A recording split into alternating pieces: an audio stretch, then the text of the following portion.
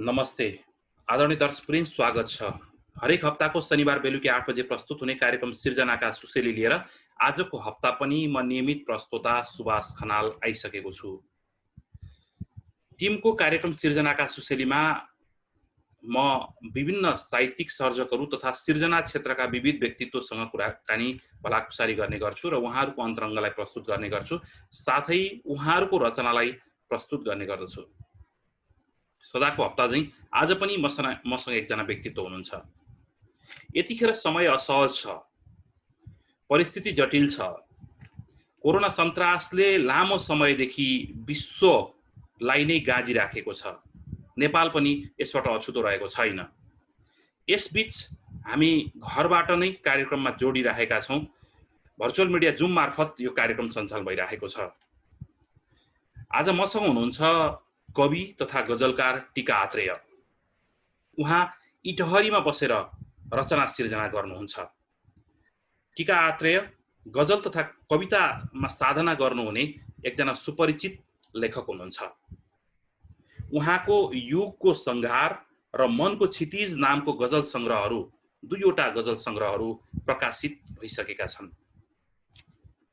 इटहरीको जनता क्याम्पसमा प्राध्यापन गर्नुहुने उहाँ गजल तथा पद्य कविता, छन्द कविता गायनमा अब्बल देखिनुहुन्छ। आज म उहाँसँग कुराकानी गर्नेछु, उहाँसँग भलाकुसारी गर्नेछु र उहाँका गजल तथा कविताहरूलाई कार्यक्रममा प्रस्तुत गर्नेछु। यतिखेर म जोडिन चाहन्छु टीका आत्रेयसँग। यतिखेर हामी टिम टेलिभिजनको कार्यक्रम सिर्जनाका सुसेलीमा छौं र आज मसँग हुनुहुन्छ लेखक कवि टीका आत्रेय। उहाँ विशेष गरी कविता गजल लेख्नुहुन्छ। कवितामा पनि पद्य कवितामा विशेष कलम चलाउनुहुन्छ, गद्य कविताहरू पनि लेख्नुहुन्छ। उहाँको दुईवटा गजल संग्रहहरू यसअघि प्रकाशित भइसकेका छन्।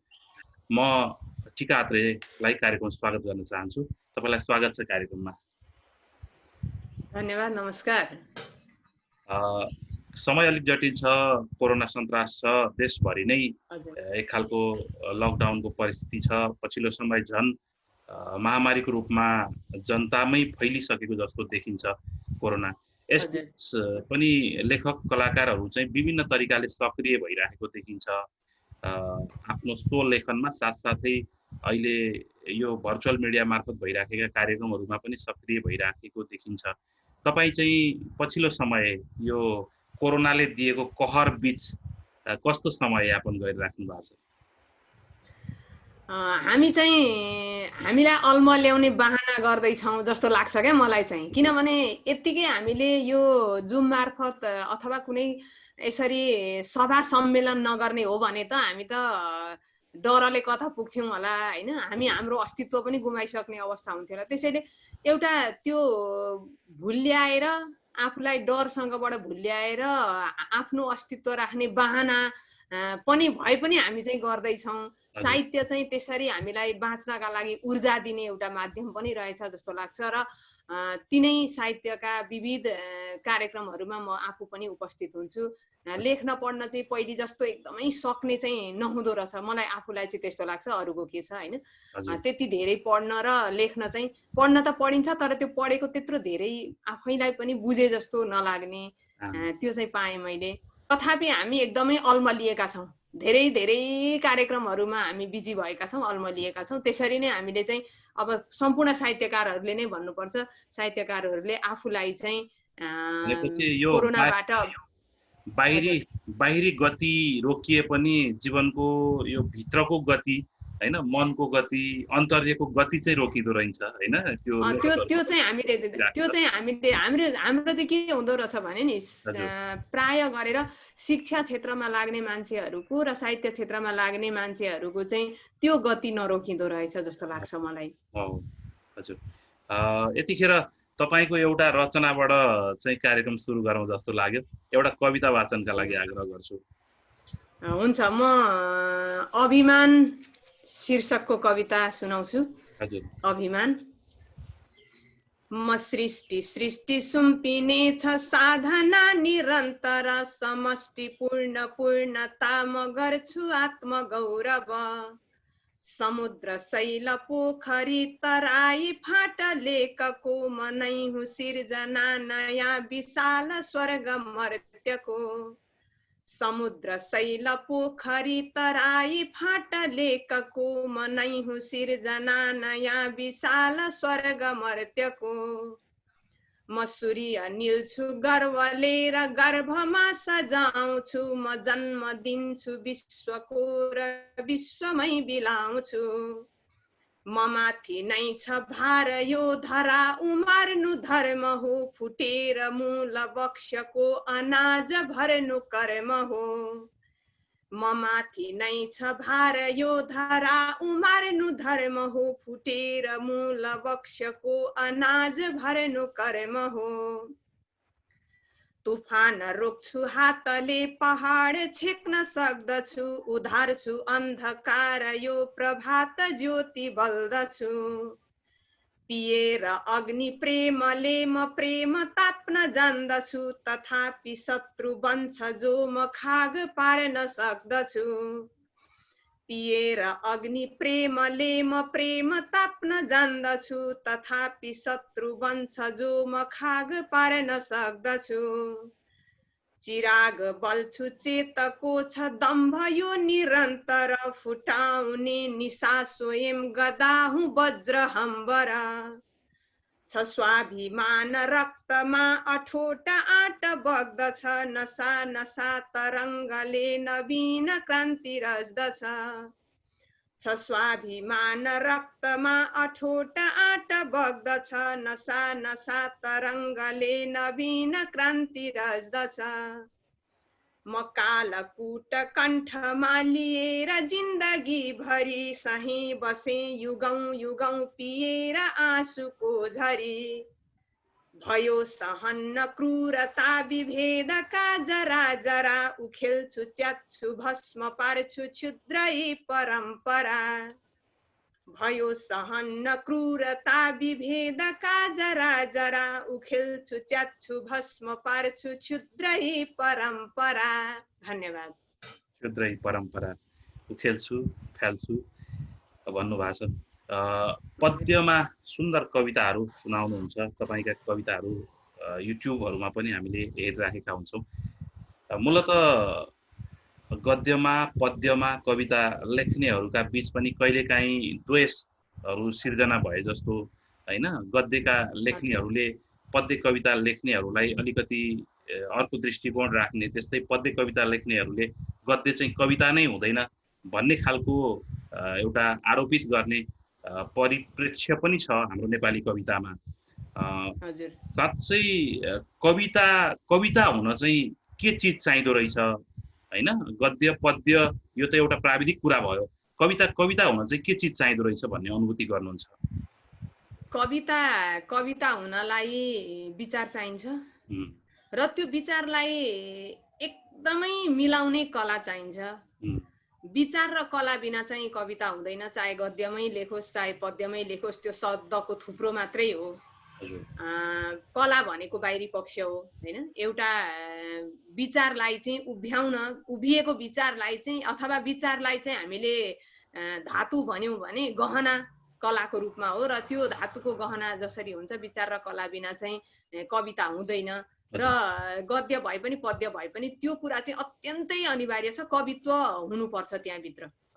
अहिले आएर पद्यलाई एक किसिमले पद्यको पुनर्जागरण समय भनेर पनि भइराखेको सुनिन्छ कतिपय सन्दर्भमा। छन्द कविताको यतिखेर पुनर्जागरण भइराखेको छ। नेपाली जनमानसमा फेरि छन्द चाहिँ गइराखेको छ, छन्द चाहिँ बिस्तारै फेरि प्रवेश गरिराखेको छ भन्ने एक खालको कुरा आइरहन्छ। यसबीच पनि थुप्रै छन्द लेख्ने कविहरूका बीच पनि साँच्चै छन्दमा कविता लेख्ने नै कवि चाहिँ हुनुहुन्छ कि हुनुहुन्न? तपाईँले हेर्दै गर्दाखेरि त्यो संख्यात्मक रूपमा छन्द कविताहरू लेख्दै गर्ने कविहरूका बीचमा ठ्याक्कै कवितै लेख्ने छन्द कविहरू चाहिँ कति पाउनुहुन्छ? अनि त्यो भनौँ न भित्रदेखि लागेर छन्दमा प्रवेश गर्ने कविहरूको चाहिँ त्यो अवस्था कस्तो देख्नुहुन्छ? यो छन्द र पद्यका बीचमा, पद्य र गद्यका बीचमा भएको एक खालको तिक्तता पनि त्यसैमा हुनु पर्थ्यो होला, भएको होला हैन। कविता चाहिँ खासमा कतिपय अवस्थामा चाहिँ छन्द कविताहरू सिलोक पनि गाइए हैन। अनि त्यो सिलोकलाई चाहिँ त्यो कविता भाकामा मात्रै बुनेर, साँच्चै भन्ने भने गढ पनि नमिलाइकन भाकामा मात्रै बुनेर त्यत्तिकै गाउनेहरूको सङ्ख्या पनि छन चाहिँ, नभएको होइन। तर अब के हुन्छ भने तिनै मानिसहरूले चाहिँ निखार्दै भोलि एकदमै राम्रो अवस्थामा पुग्न पनि सक्लान् हैन। धमिलो खोला पनि कुनै न कुनै बेला त सङ्लिन्छ। त्यसैले अब सबै कुरालाई नराम्रै त कता लिउँ। गद्य कविता पनि सबै राम्रा छैनन्, पद्य कविता पनि सबै राम्रा छैनन् हैन। थोरै कविहरू राम्रा जन्मिएका छन् र अहिले आएका नवोदित प्रतिभाहरू छन्, तिनीहरू पनि राम्रै होलान्, हुन सक्छन् भन्ने आशा चाहिँ छ।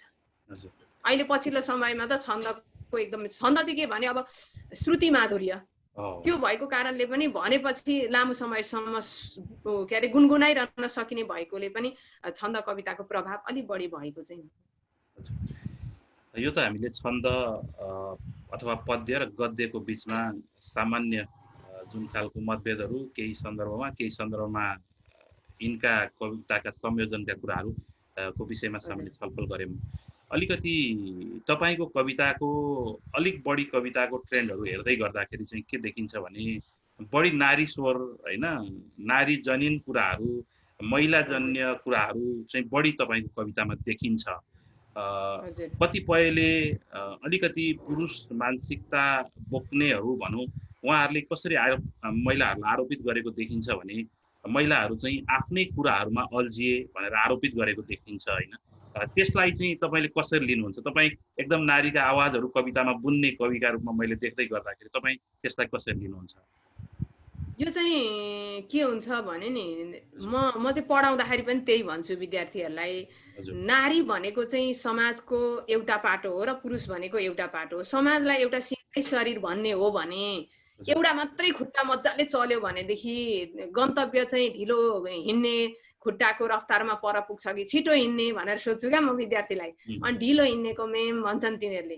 अब महिला र पुरुष एउटै समाजका अथवा समाजको एउटा सिङ्गो रूप हो भनेदेखि त त्यो पुरुष बराबर महिलाहरूले जान सक्नुपर्छ नि त हैन, नभएदेखि त रफ्तार त चल्दैन। अनि अर्को कुरा चाहिँ के हो भने उनीहरूले चाहिँ उनीहरूकै कुरा लेखे, बाहिरका कुरा लेखेनन्। अब लेख्ने नै खासमा त्यही हो क्या। हामीले देश विकास गर्छौँ भनेर के गर्नु त, करेसामा साग चाहिँ रोप्छौँ भने पो देश विकास हुन्छ भन्ने लाग्छ क्या मलाई चाहिँ। करेसामा साग रोप्ने, सागमा आत्मनिर्भर हुने, फुल रोप्ने, फुलमै आत्मनिर्भर हुने, धान रोप्ने, त्यसबाटै आत्मनिर्भर हुने, अनि पो देश विकास हो। देश विकास भनेको चाहिँ के हो त? त्यसो भने महिलाहरूले चाहिँ महिलाहरूकै, हामीले जानेकै महिलाको कुरा छ क्या खासमा चाहिँ। किनभने हामीभित्रका कुराहरू त पुरुषले जान्दैन नि त हैन। हामीलाई जस्तो चोट छ अथवा जस्तो अनुभूति भनौँ, चोट भन्दा पनि त्यो अनुभूति त पुरुषहरूले गर्ने अनुभूति होइन। त्यसैले उनीहरूले आफ्नै कुरा लेख्छन्, त्यसमा चाहिँ त्यत्रो धेरै पर गइराख्नुपर्ने, आरोप गरिराख्नुपर्ने कुरा पनि छैन। महिलाहरूले महिलाको पाटो लेखुन्, दलितहरूले दलितकै लेखुन्, त्यस्तै गरेर अब जनजातिहरूले उनीहरूकै लेखुन्, अनि सिङ्गो देश लेखिन्छ त्यो बेलामा जस्तो लाग्छ मलाई चाहिँ। हजुर, भनेपछि सवाल्टनका कुराहरू पनि गरिन्छ। सवाल्टनहरू भनौँ अथवा बोल्न नसक्नेहरूका अरूले केही आवाज लेखिदिन्छन्, तर मूल आवाज चाहिँ उनीहरूबाटै आयो भनेदेखि त्यो बढी जायज, त्यो बढी सत्य हुन्छ भन्ने कुरा गरिन्छ हैन। तपाईले त्यही सन्दर्भमा कुराहरू राख्नुभयो। एउटा कविता नारी संवेदनासँग जोडिएको एउटा कविता वाचनका लागि आग्रह गर्छु। म वसुन्धरा भन्ने कविता भन्छु। मैले धेरै अरू कविता भनिरहेको छु नि, अनि अलि थोरै भनेका कविता भन्नु पर्यो आज चाहिँ भनेर ती कवितालाई छोडेर म वसुन्धरा भन्ने कविता भन्छु। प्रकृतिको सब भार अटाउँछ, प्रलयको सब कष्ट निभाउँछ, पयरले जति कुल्छ कठैबरा, सहन सक्दछ हाय वसुन्धरा, पयरले जति कुल्छ कठैबरा, सहन सक्दछ हाय वसुन्धरा, फसल दिन्छ र प्राण बचाउँछ, उभिन यो धरती भर बन्दछ, उदरमा सब सृष्टि छ उर्वरा, प्रकृति पालन गर्छ वसुन्धरा उदरमा सब सृष्टि छ उर्वरा प्रकृति पालन गर्छ वसुन्धरा कति सहन्छ प्रहार अचानो झैं कति लुकाउँछ आँसु समुद्र भई विरहमा पनि सुस्तरी हाँस्दछ बगरमा पनि प्यास लुकाउँछ विरहमा पनि सुस्तरी हाँस्दछ बगरमा पनि प्यास लुकाउँछ हृदयको ममता सब जीवमा बहिरहन्छ समान प्रवाहमा न त उँचो न निचो व्यवहार छ अटुट प्रेम तथापि निरन्तर न त उँचो न निचो व्यवहार छ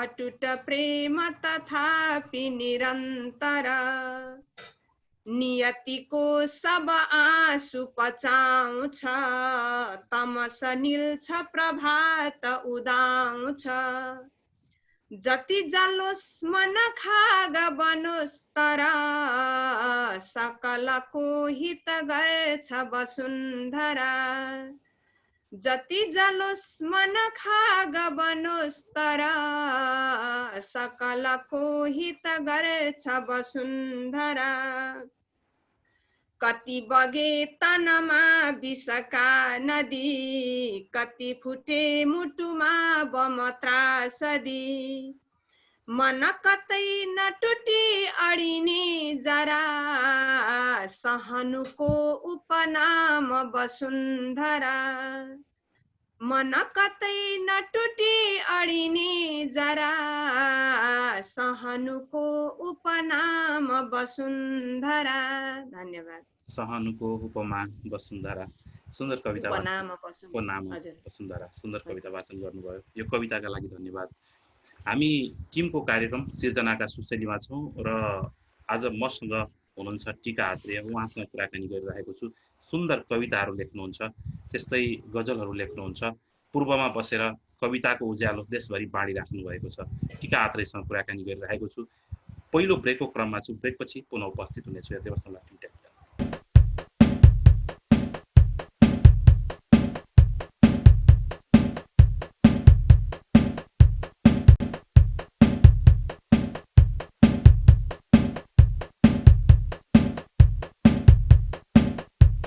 पहिलो ब्रेकपछि पुनः स्वागत छ कार्यक्रममा। टिम टेलिभिजन हेटौँडाको पहिलो टेलिभिजन हो र हामी टिमको कार्यक्रम सिर्जनाका सुशैलीमा छौँ। सिर्जनाका सुशैली शनिबार बेलुकी 8 बजे प्रस्तुत हुन्छ भने यसको पुनर्प्रसारण आइतबार बिहान 11 बजे हुने गर्छ। आज मसँग सिर्जना क्षेत्रका टिका आत्रेय हुनुहुन्छ। कविता लेखनमा लामो समयदेखि क्रियाशील व्यक्तित्व हुनुहुन्छ।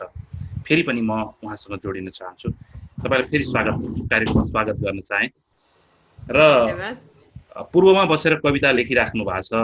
कतिपयले गुनासो गर्छन् एउटा केन्द्रभन्दा बाहिर बसेर कविता लेख्दै गर्दाखेरि त्यो केन्द्रले हामीलाई हेप्छ, केन्द्र भन्दा हामी चाहिँ टाढा हुँदै गर्दाखेरि हामी चाहिँ यो भनौँ न प्रकाशनको उज्यालोसम्म पुग्न गाह्रो हुन्छ टाइपका कुराहरू आउँछन्। तपाईँ पनि इटहरीमा बसेर कविता सिर्जना गरिराख्नु भएको छ। कहीँ कतै त्यस्ता अनुभूतिहरू हुँदा रहेछन् अथवा ठिकै छ जे गरिराखिया छ ठिकै छ भन्ने अनुभूति हुन्छ? त्यो चाहिँ यो इमेल इन्टरनेट नहुँदाखेरि चाहिँ धेरै नै हुन्थ्यो। हजुर, एकजना कविले भन्नुभएको छ क्या, मलाई त्यो चाहिँ साह्रै चित्त बुझ्छ। त्यो चाहिँ मैले आफूले पनि अनुभूति गरेको छु। हजुर, केन्द्रको कविहरू चाहिँ बाहिर आउनुभयो भनेदेखि हामी चाहिँ हाँपझाँप गरेर यहाँबाट वीरतामोडसम्म जता जता धनकुटा पनि पुग्छौँ क्या। अनि हाम्रो कार्यक्रम काठमाडौँमा भयो भने चाहिँ उहाँहरू आउनुहुन्न। त्यो चाहिँ उहाँले पनि भन्नुभएको थियो होइन। कविको नाम म भन्दिनँ र मैले आफूले पनि अनुभूति गरेँ। उहाँले लिखितै भन्नुभएको छ, मैले पढिरहेको छु उहाँको। अनि त्यो चाहिँ मैले भेटेँ। अनि अर्को चाहिँ के हुन्छ भने अब केन्द्र भनेको चाहिँ सानै कुराको पनि केन्द्रीय प्रसारण त हो नि त। सानै कार्यक्रम भए पनि केन्द्रीय प्रसारणमा पुगिसकेपछि त्यो चाहिँ अलि व्यापक हुन्छ। अनि अब मोफसलमा चाहिँ के हुन्छ भने कि त अब निकै नै उठिसकेको मान्छे भए केही फरक परेन हैन। जस्तो मनु मन्दिरलाई के फरक पर्छ र, काठमाडौँमा भन्दा यही राम्रो नि, सीमा आवासलाई काठमाडौँ भन्दा यही राम्रो नि हैन। तर त्यो हाइट बनाउनका लागि हैन अब आफ्नो मेहनत त छँदैछ, तर पनि अब कार्यक्रमहरूमा जाने अनि त्यस पछाडि चाहिँ आफूभन्दा अग्रजहरूसँग को भेटघाट चाहिँ यहाँबाट कम पाइन्छ, त्यति चाहिँ भन्छु। अब अहिले चाहिँ प्रकाशनहरू कविताहरू प्रकाशन गर्न ओर्न छाप्न ओर्नलाई त्यो चाहिँ त्यति धेरै गाह्रो चाहिँ हुँदैन। तर हाम्रो चाहिँ अब अर्को कुरा चाहिँ के छ भने छन्दको चाहिँ कविताहरू चाहिँ पत्रिकामा छापिँदैन, त्यो चाहिँ छ एउटा समस्या। नेपाली ब्रोडसिट पेपरहरूले चाहिँ गद्य कविता बढी छापिराखेको देखिन्छ, पद्य कविता त्यसबाट चाहिँ अलिकति बाहिरीकरण हैन, त्यसबाट बाहिरिएको अवस्था देखिन्छ। यो एउटा चाहिँ अब पद्य कविताहरू पनि ब्रोडसिट पेपरहरूमा छापिनुपर्छ भन्ने एउटा आवाज पनि बोल्नु जरुरी छ भन्ने लाग्छ हैन। हो, राम्रा कविताहरू, कविता चाहिँ होइन सबै कुरा, त्यो मैले अघि भने नि शब्दको थुप्रो छाप्नुपर्छ भन्ने भएन, तर कविता चाहिँ छापी हुन्छ, चाहे गद्य हुन् चाहे पद्य हुन्, कविता चाहिँ छापिनु पर्यो। हजुर, त्यो चाहिँ लाग्छ मलाई चाहिँ। हजुर, अर्को कुरा अलिकति पूर्वका कविहरूलाई, यो मैले केही कविहरूसँग बोल्दा छलफल गर्दा टिप्पणी गरिराखेको हुन्छु। पूर्वका कविहरूलाई एउटा आरोप के लाग्ने गर्छ भने बढी कलामा ध्यान दिनुहुन्छ हैन, विचार भन्दा कला पक्षलाई बढी ध्यान दिनुहुन्छ भन्ने आरोप लाग्ने गर्छ। मैले ज्योति जङ्गललाई पनि यो प्रश्न सोधेको थिएँ, कवि ज्योति जङ्गललाई। उहाँले चाहिँ झन् सटाएरी के भन्नुभयो भने म चाहिँ जति पूर्वबाट पश्चिमतिर आउँछु कविता चाहिँ मिस गर्दै जान्छु भन्नुभयो उहाँले। तपाईलाई पनि त्यो प्रश्न राख्न चाहे। अलिकति मैले त सुरुमै भने कविहरू चाहिँ अलिक बढी कलावादी, अलिक बढी कलालाई ध्यान दिनुपर्छ भनेर आवाज बोक्नुहुन्छ भन्ने गरिन्छ। के विश्वास गर्नुहुन्छ, के भन्नुहुन्छ? म चाहिँ के भन्छु भने मैले अघि नै पनि भने सुरुमै हैन, कला र विचारलाई बराबरी समायोजन गरेर लान सकेन भने कविता हुँदैन। हजुर। अनि अब पूर्वकै कविहरूको हेर्ने हो अथवा लागेका आरोपहरूको समग्र व्याख्या गर्ने हो भने पूर्वमा भाषण लेख्नु हुँदैन भन्ने चाहिँ ठुलै प्रशिक्षण छ। त्यो चाहिँ अब प्रशिक्षण भनेको अब हामी भेलै गरेर प्रशिक्षण गर्ने त होइन हैन। तथापि हामीले कविता लेख्दाखेरि चाहिँ यो चाहिँ एकदम समाचारै लेखे जस्तो किन लेख्ने, भाषणै गरे जस्तो किन गर्ने, कविता भनेको त एकदमै अब कलात्मक हुनुपर्छ भन्ने चाहिँ अब हामीले अग्रजबाट पाएको शिक्षा नै हो भन्छु म, शिक्षा नै हो। हजुर, त्यो चाहिँ छ। हजुर। पछिल्लो समय लेखनका अरू बिटहरू हेर्दै गर्दाखेरि उपन्यासहरू हैन, कथाहरू अलिक बढी चाहिँ बिकाउ छन् अथवा बजारमा जान्छन्, तर कविताहरू गएनन् भन्ने कुराहरू पनि छन्। त्यसबिच पनि कविहरू उत्तिकै प्रभावशाली ढङ्गले आइराख्नु भएको छ। कविताका किताबहरूको सन्दर्भमा चाहिँ कविताका किताबहरू बिक्दैनन् भन्ने सन्दर्भमा तपाईको विचार के छ? कविता चाहिँ थोरै अक्षरमा, थोरै शब्दमा, कलात्मक बनावटले लेखिएका कुरा हुन् हैन। अब कतिपय अवस्थामा त उपन्यास पढ्ने, सबै उपन्यास बुझ्ने पाठकहरूले कविता नबुझिदिन पनि सक्छन् नि हैन। त्यो भएको हुनाले अब उपन्यासहरू भनेको सरसर बगेका विषयवस्तुहरू हुन्छन्, लेखिएको त्यसरी हुन्छ, जसले पनि बुझ्छ। कविता कम बुझिन्छ होला, त्यो भएको कारणले पनि कविता चाहिँ कम बिक्छन्। कविता बुझ्ने पाठक कम भएर पनि हो, कविता बुझ्ने पाठक कम भएर कविताका किताबहरू कम बिकेका हुन्। यसको मतलब कविता बुझ्नको लागि चाहिँ एउटा चेतना सहितको पाठक जरुरी छ भन्ने सोच्नु भयो? हो, एउटा चेतना अवश्य जरुरी। किनभने वक्रोक्ति हुन्छ नि, कविता भनेको त समाचार जस्तो त होइन हैन। त्यो भएको हुनाले पनि बुझ्नका लागि उत्तिकै चेतनशील मस्तिष्क चाहियो। हजुर। अनि अलिकति फेरि तपाईले यसरी प्रश्न त्यसरी भन्दै गर्नु हुँदाखेरि के प्रश्न उठ्ने गर्छ अथवा उठाइने गर्छ भने कविहरू चाहिँ सरल भाषामा लेख्दैनन् अथवा पाठकहरूबाट टाढिए हैन, अलिकति पाठक र कविहरूको बीचको ग्याप छ भन्ने खालको कुरा आउने गर्छ। यसलाई कसरी लिने? त्यो चाहिँ फेरि पनि म अब त्यसमा चाहिँ खण्डन नै गर्छु। मैले भन्न खोजेको वक्रोक्ति भनेको चाहिँ एकदमै जटिल भाषा, बुझ्नै नसकिने भाषा भन्ने चाहिँ होइन। हजुर। जस्तो अब कविता लेख्न चाहिँ लेख्ने हैन, तर एकदमै कलात्मक ढंगबाट एउटा कुरा भन्न खोज्दा अर्को कुरा भनिन्छ त्यहाँ त हैन। अनि अब बिम्बहरू बढी हुन्छन्, अलंकारहरू हुन्छन्, त्यस्तो कुरा बुझ्ने भनेको हो। मैले बुझ्नलाई एकदमै जटिल शब्द राख्नुपर्छ, हामीले सुन्दै नसुनेका चाहिँ शब्दहरू राख्नुपर्छ त्यो भनेको चाहिँ होइन। फेरि पनि हामीले चाहिँ हाम्रै पृष्ठभूमिबाट उठेका शब्दहरूलाई जोडेर हामीले कविता बनाउने। हवस्, यतिखेर तपाईको एउटा गजल वाचनका लागि आग्रह गर्छु। गजलहरू लेख्नुहुन्छ, दुईटा गजल संग्रह पनि प्रकाशित छ। हजुर, म मेरो पछिल्लो समयमा प्रकाशित भएको गजल 75 सालमा प्रकाशित भएको गजल संग्रहबाट एउटा गजल भन्छु।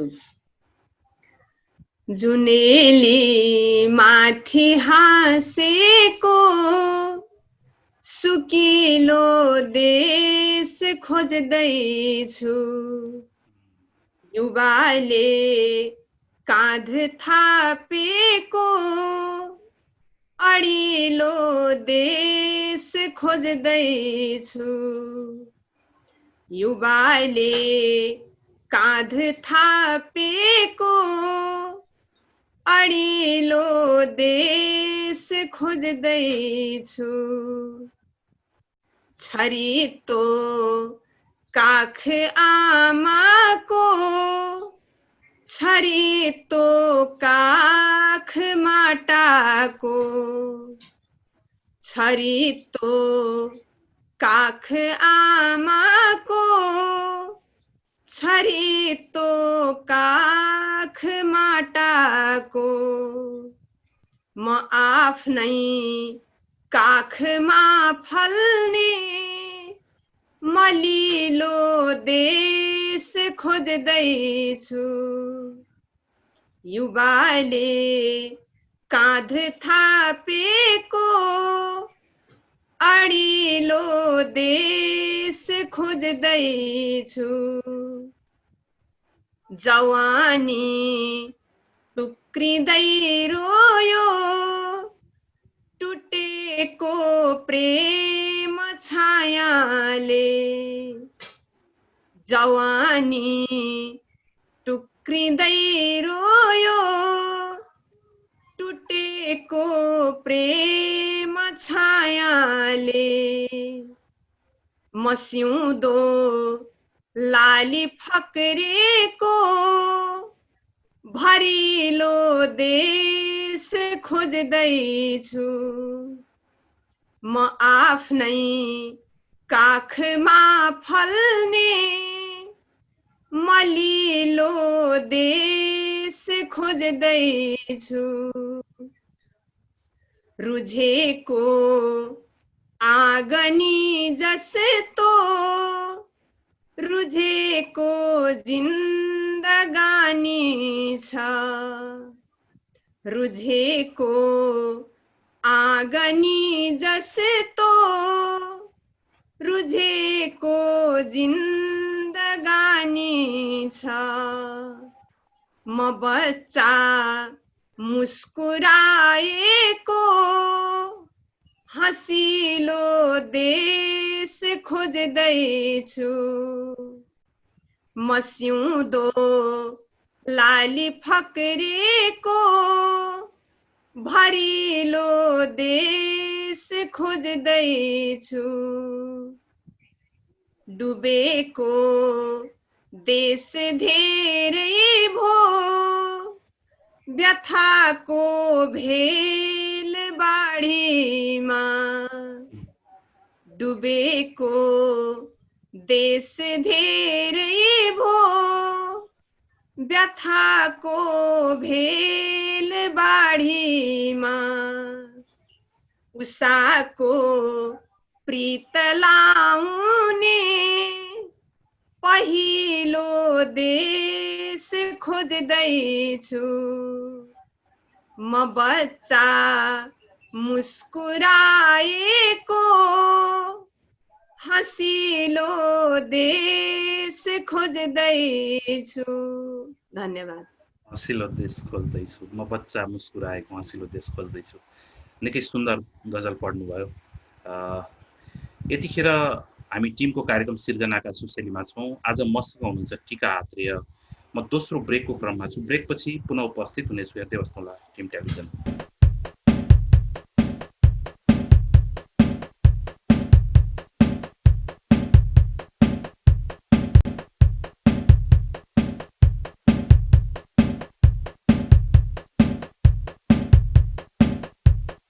यो दोस्रो ब्रेकपछि पुनः स्वागत छ कार्यक्रममा। टिम टेलिभिजनको कार्यक्रम सिर्जनाका सुशेलीमा छौँ। आज मसँग हुनुहुन्छ टिका आत्रेय। उहाँसँग कुराकानी गरिरहेको छु।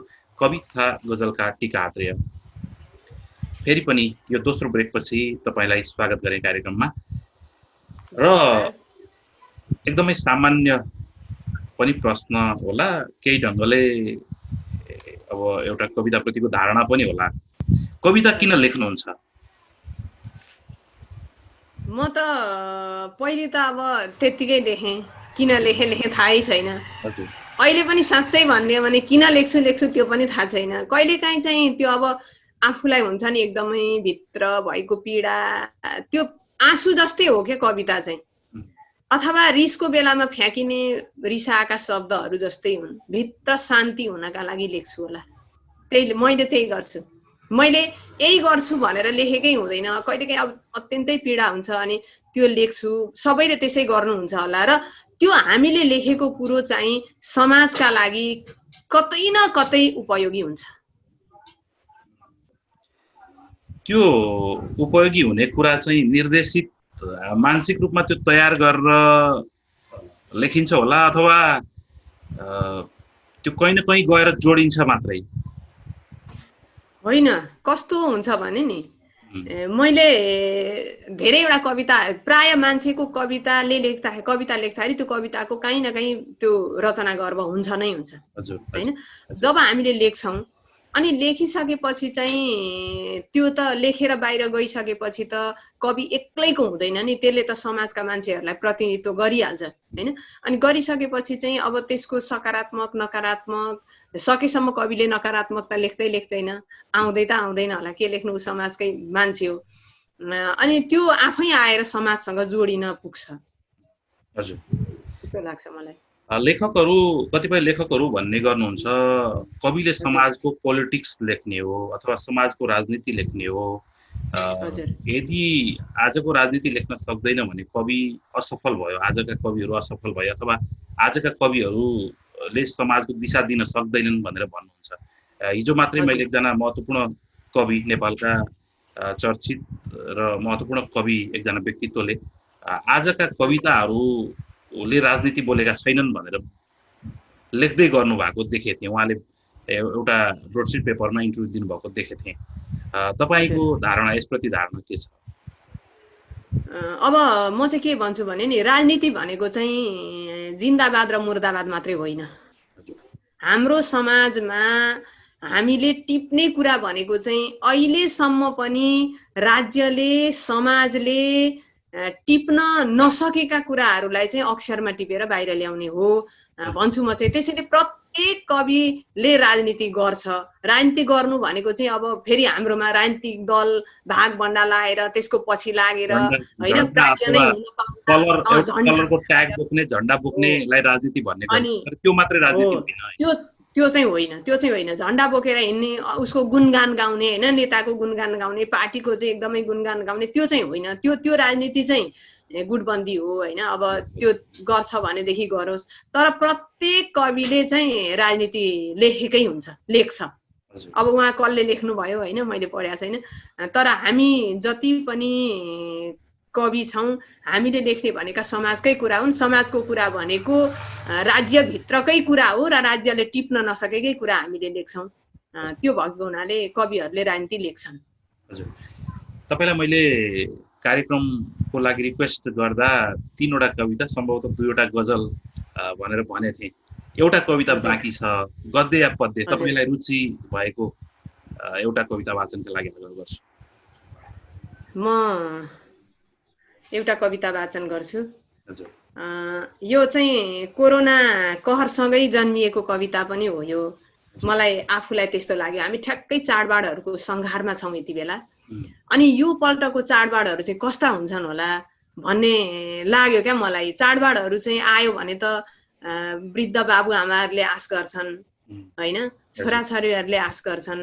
हामी आफैलाई पनि अब आशीर्वाद थाप्न नपाउँदाको पीडा पनि हुन्छ होला, त्यस्तो लाग्यो। अनि बरु चाडबाडै आएन भने, तीजै आएन भने, दसैँ नै आएन, तिहारै, होली सोली केही पनि आएन भने त यसपालि चाडबाड आएन भन्छन्।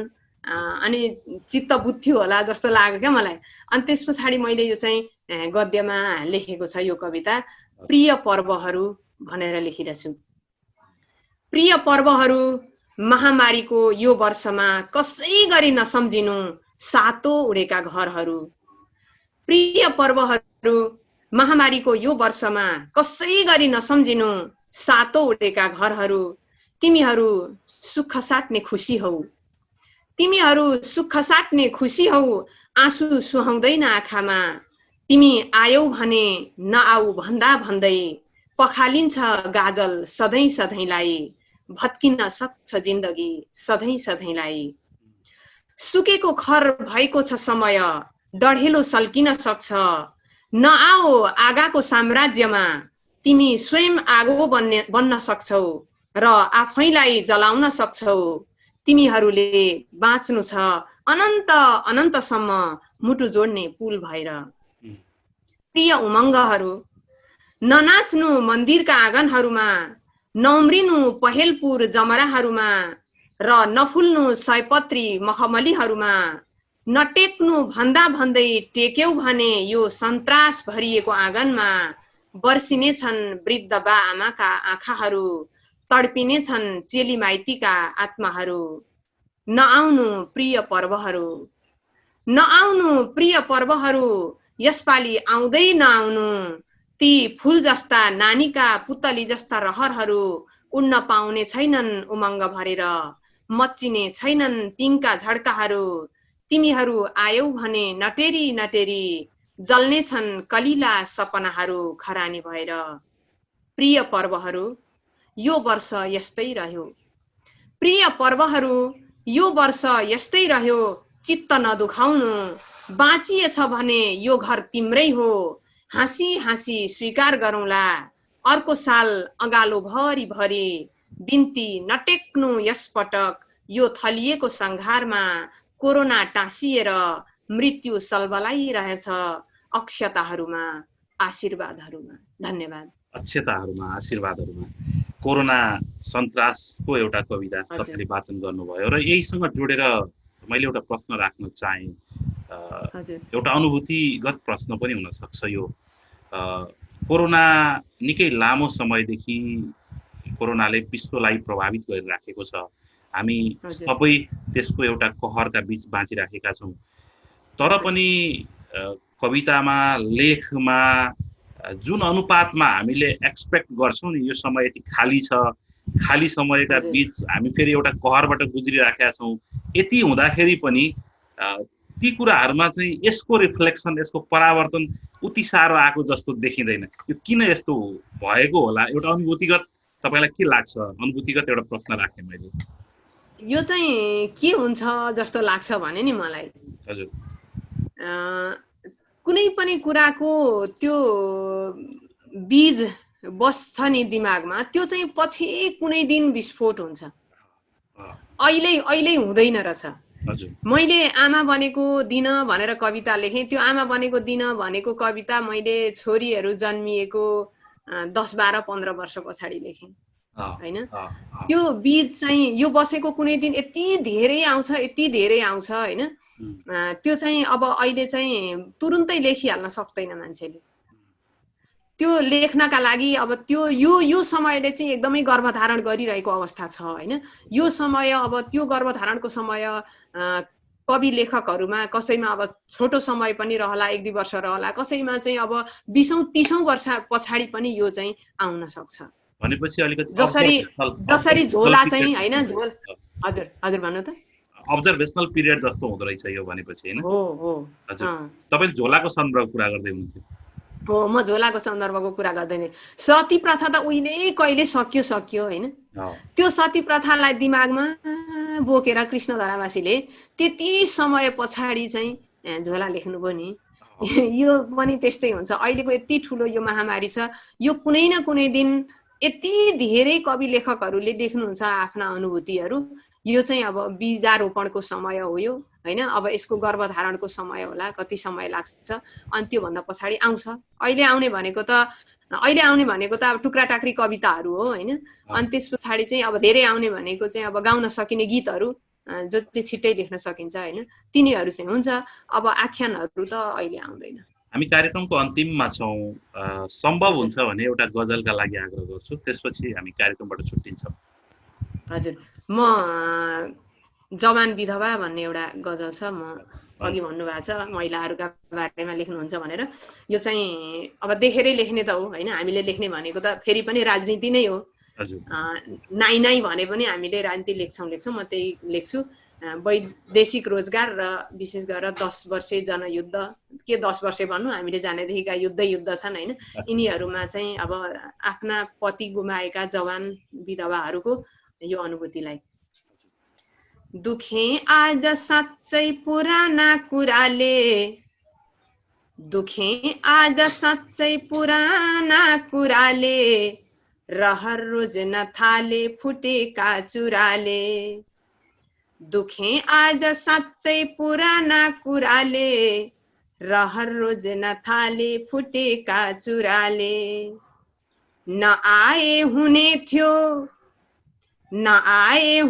थियो कुनै चाड पर्व, नआए हुने थियो कुनै चाड पर्व, बुबा खोज्न थाले कठै भुराले, रहर रोज्न थाले फुटेका चुराले।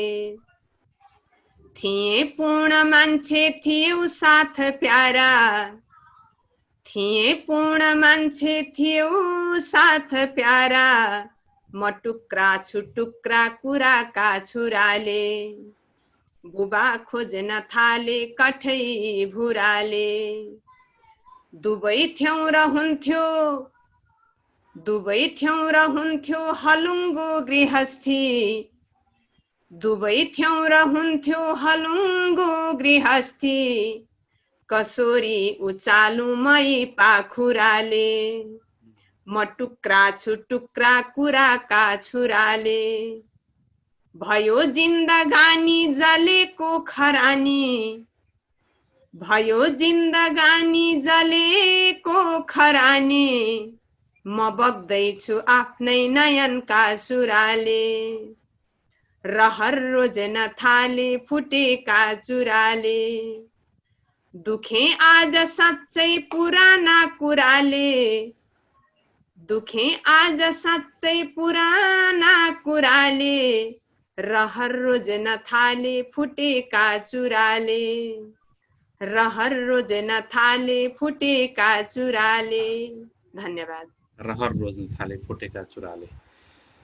हवस्, तपाईले सुन्दर कविताहरू र आफ्ना विचारहरू कार्यक्रममा राखिदिनु भयो। सृजनाको सुसेलीको यो टिमको तर्फबाट तपाईलाई कार्यक्रममा आइदिनु भयो, विशेष धन्यवाद दिन चाहन्छु।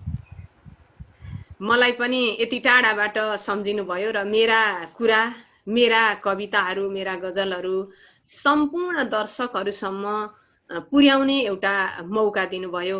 हार्दिक आभार व्यक्त गर्छु। हवस्, धन्यवाद। आदरणीय दर्शकवृन्द, आज मसँग रहनुभयो टिका आत्रेय, उहाँसँग कुराकानी गरेँ। उहाँले आफ्ना कविताहरू र विचारहरू राख्नुभयो आजको कार्यक्रममा। अर्को हप्ता अर्का अतिथिसँग आउनेछु।